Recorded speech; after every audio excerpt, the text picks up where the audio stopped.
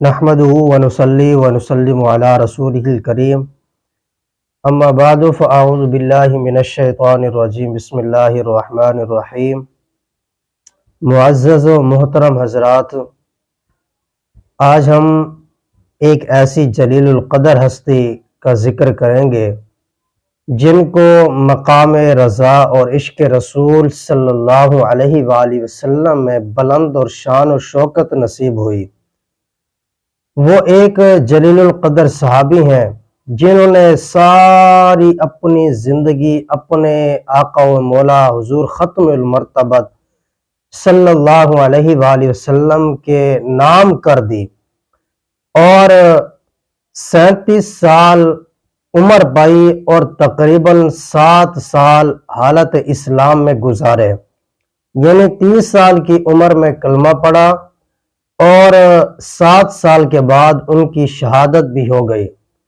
لیکن ان 7 سالوں میں انہوں نے ایسا کیا کر دکھایا کہ جب ان کی شہادت ہوئی تو حضرت جبریل امین حاضر ہوئے اور عرض کیا،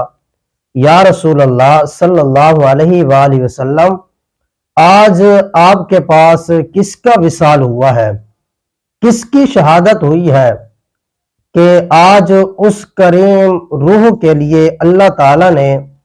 آسمانوں کے دروازے کھول دیے ہیں اور جس کے لیے رب العزت کا عرش خود جھوم اٹھا ہے۔ تو پتہ چلا کہ حضرت سعد ابن معاذ رضی اللہ تعالی عنہ آج شہید ہو گئے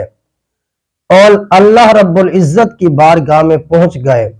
اور پوری تاریخ بشریت میں وہ واحد ہیں کہ جن کو یہ شان نصیب ہوئی، اور یہ مسردہ جاں فضا سنایا گیا کہ یہ وہ ہستی ہے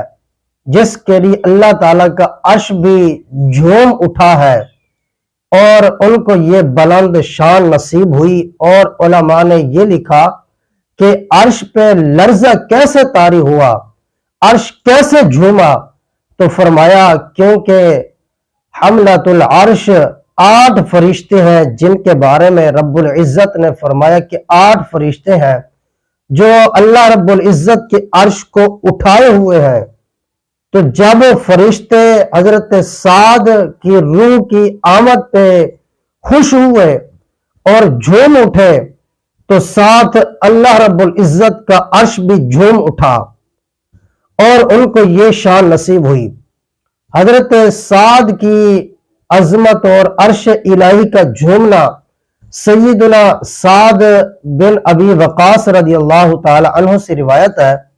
پیارے محبوب کریم آقا علیہ الصلوۃ والسلام فرمایا کہ سیدنا سعد کی وفات کے موقع پر جب تشریف لائے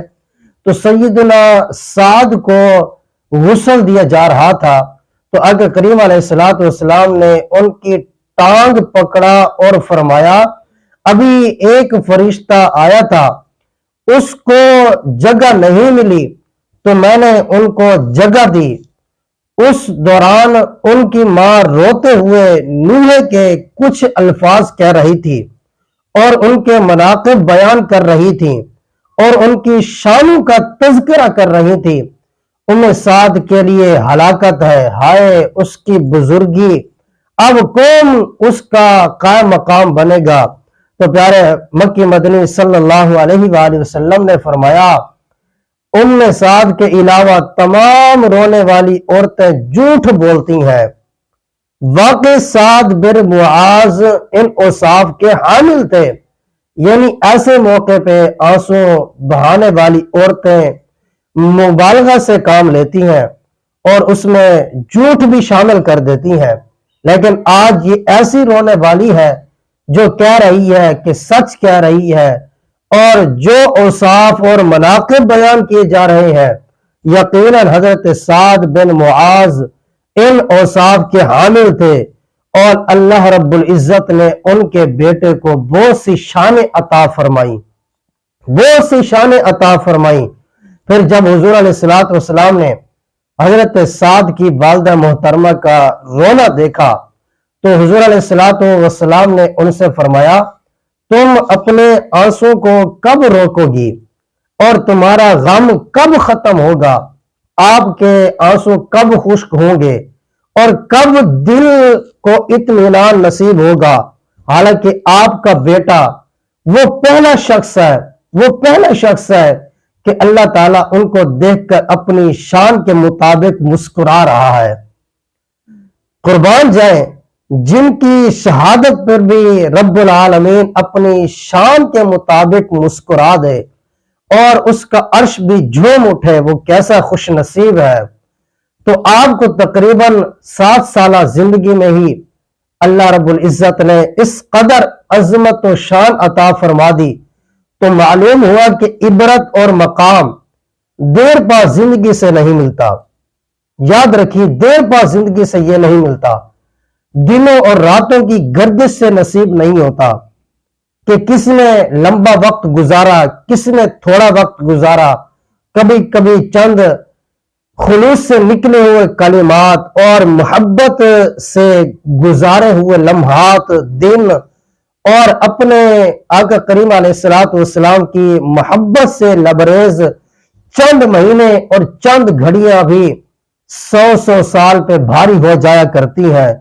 اور اللہ تعالیٰ ایسے لوگوں کو قبول فرما لیتا ہے۔ حضرت سعد قبیلہ بنو عبد الاشہل کے سردار تھے،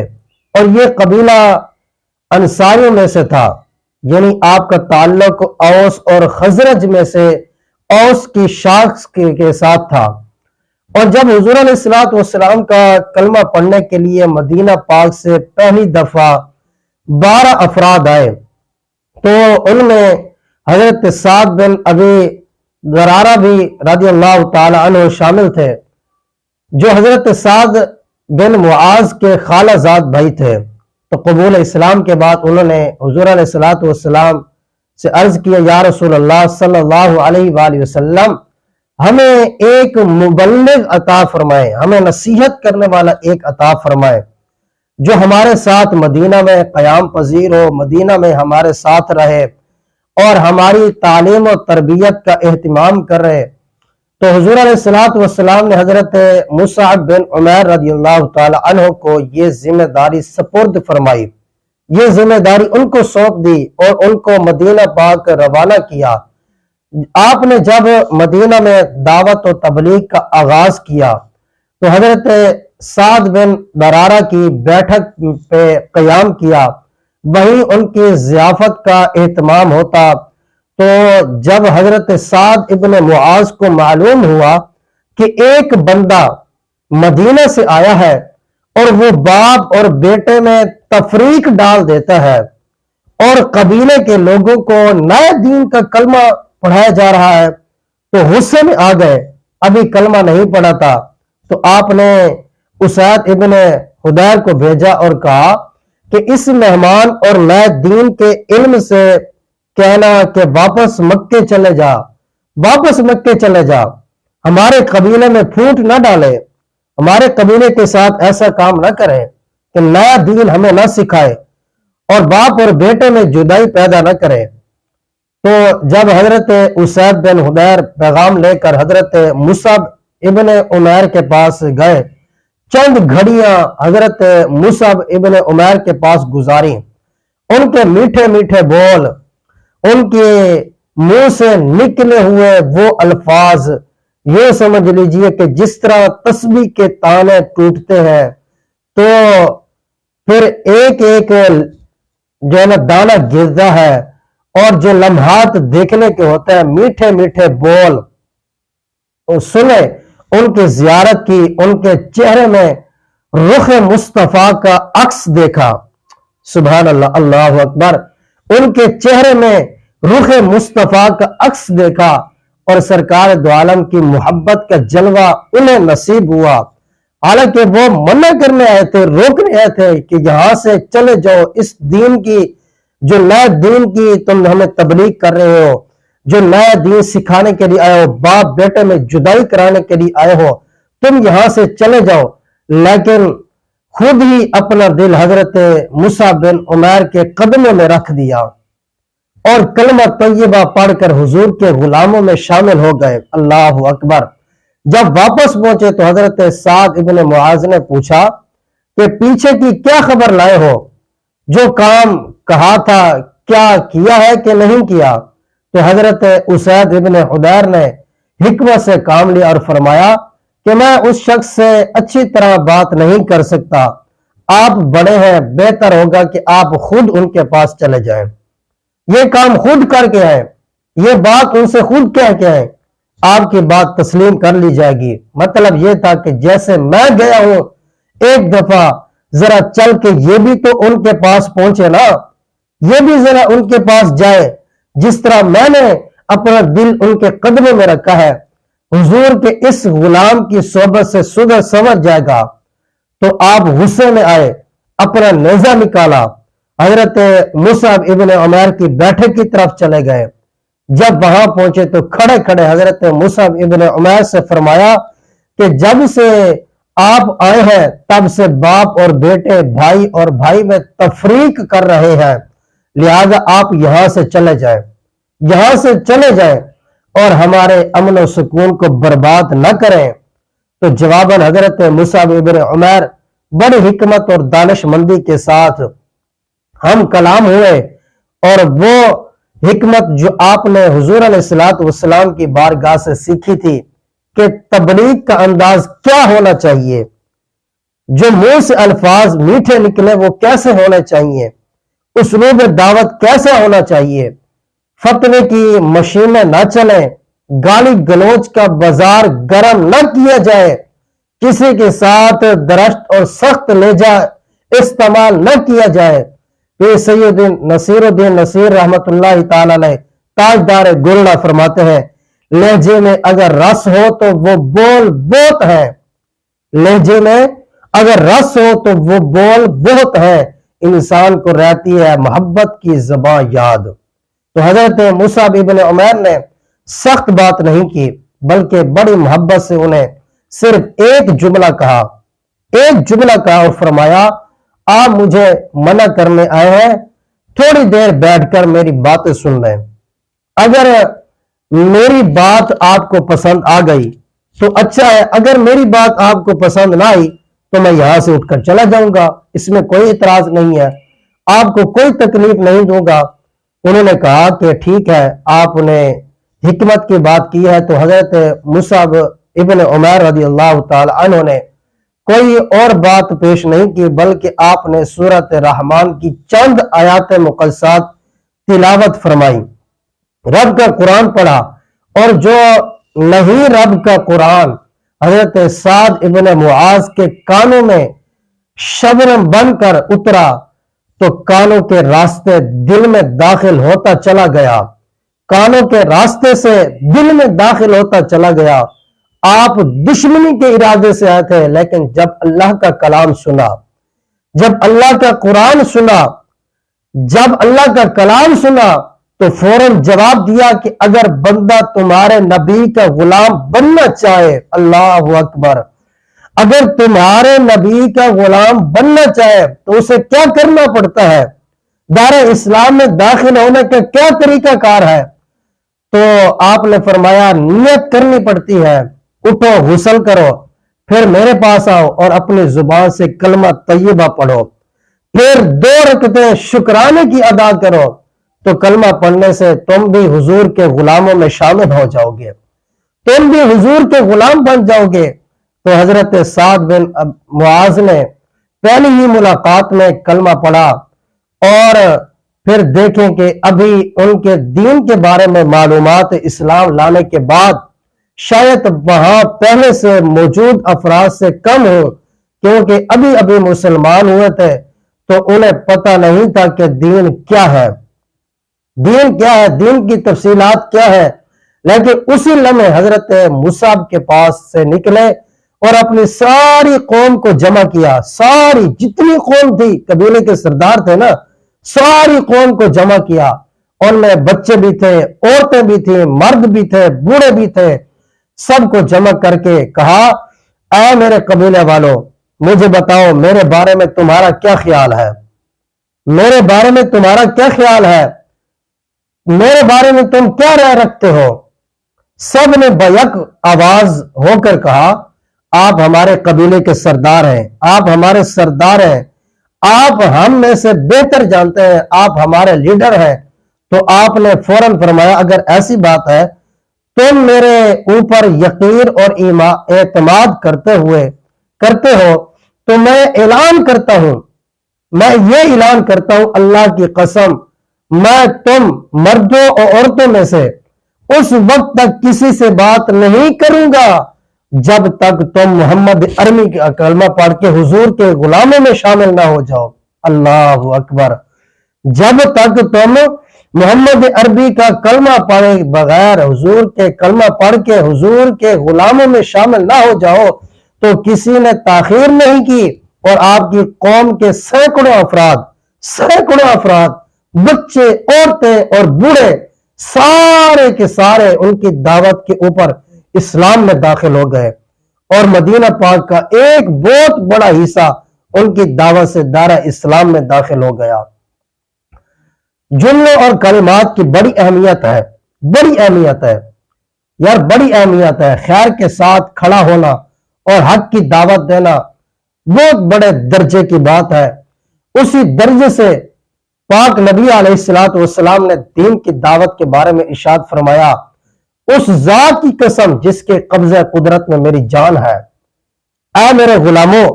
جب تک تم دین کی دعوت دیتے رہو گے، امر بالمعروف اور نہی عن المنکر کا فریضہ سر انجام دیتے رہو گے، خیر سے رہو گے، اللہ کی رحمتیں تم پر نازل ہوتی رہیں گی، چھم چھم برستے رہیں گے۔ لیکن جس دن تم نے دین کی دعوت دینا چھوڑ دی تو پھر اللہ تعالیٰ کی طرف سے تمہارے اوپر آزمائش، سختی نازل ہوگی، تکالیفیں نازل ہوگی، پھر تم دعائیں کرو گے لیکن تمہاری دعائیں قبول نہیں ہوگی، تمہاری دعائیں قبول نہیں جائے گی اور تمہاری دعاؤں کی قبولیت ختم ہو جائے گی۔ تو معلوم ہوا کہ نیکی کی دعوت دینا، برائی سے روکنا، کلمہ خیر کہنا اور بہترین موافقے کا حامل ہونا اسلام میں بہت بڑے رتبے کی بات ہے۔ تو برائی سے روکنا اور حق کی دعوت دینا، مصر کے ایک بزرگ فرماتے ہیں کہ قاہرہ میں ایک دکان کے پاس سے میں گزرا تو میں نے دیکھا کہ قہوہ خانے پر بیٹھے ہوئے کچھ لوگ ٹھٹھا اور مذاق کرتے ہوئے نعوذ باللہ دین کو گالی گلوچ دے رہے ہیں اور شب و شتم کر رہے ہیں اور دین کے بارے میں غلط گفتگو کر رہے ہیں۔ میں چاہتا ہوں اپنی گاڑی لے کر وہاں سے گزر جاتا، لیکن چند جملے میرے کانوں میں پڑ گئے۔ جب میرے کانوں میں پڑے میں نے وہیں یہ گاڑی روک دی۔